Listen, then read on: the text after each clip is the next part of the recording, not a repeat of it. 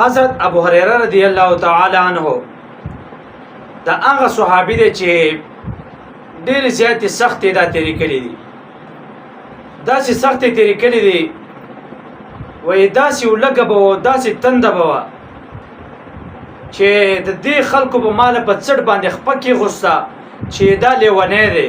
وایي زه لیونی نه وم، په ما باندې ولږه وه، پاڅېدی به نه شومه. داسې سختې تېرې کړې دي. وایي یو پیره حضرت ابو هريره رضی الله تعالی عنہ پوزکی په یو طرف باندې پوزه پاکه کړه، وی به وفرمایي چې څه عجیب دور و مخکې، اوس خو الله پر اخره وسته، الله مالداري راوسته.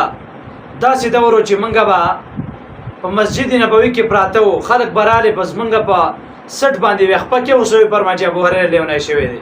وایي زه لیونی نه وم، وایي د ولږې نه به خلکو به پاڅېدی نه شومه، تنده به وه، ولږه به وه، تکلیف به وه راته، خلک به رالې زما په سټ باندې وې خپه کېغوسته.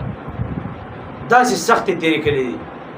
بیا الله رب العزت په دې باندې پر اخره وسته، نو بیا به یې وروسته جړدل چې یا الله سې نه چې په دنیا کې موږ له ته انعامات راړې. داسې عجیب خلک و صحابه کرام.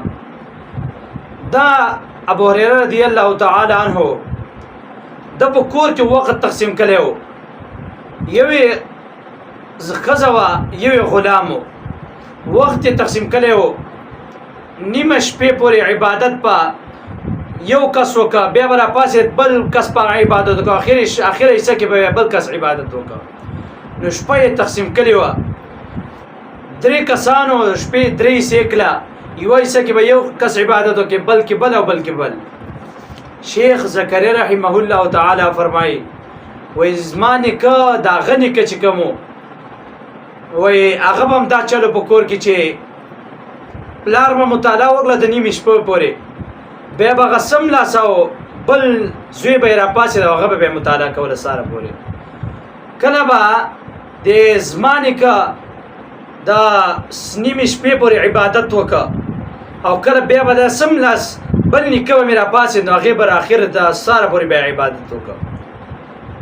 دومره نیکان او بزرګان خلک چې د دومره تقوا سره دا الله نه یېرېږي او ټوله شپه ودرېږي، تاسې نه یېرېږي، دوی له الله رب العزت به ډېر څه ورکوي.